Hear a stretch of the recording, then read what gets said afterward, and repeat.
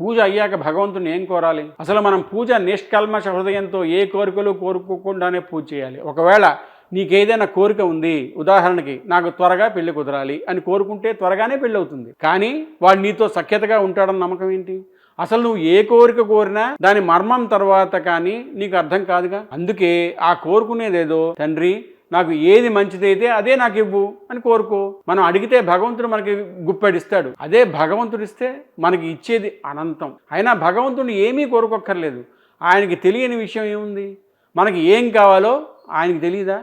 పోనీ చివరికి ఇలా కోరుకోండి, నా ఊపిరి ఉన్నంత వరకు నా తుది శ్వాసలో కూడా నీ నామమే తలుచుకుంటూ మంచాన పడకుండా అనాయాసంగా మరణించేటట్టు చూసి మరో జన్మ లేకుండా నన్ను నీలో కలుపుకో తండ్రి అని. పెళ్లి సంబంధాల కోసం 8977248307 కాల్ చేయండి. మా టెలిగ్రామ్ ఛానల్ మ్యాట్రిమోనీ ఇండియాలో జాయిన్ అవ్వండి. హలో బదులు జై శ్రీరామ్ అనండి. ప్రతి హిందువు జై శ్రీరామ్ అని కమెంట్ పెట్టండి.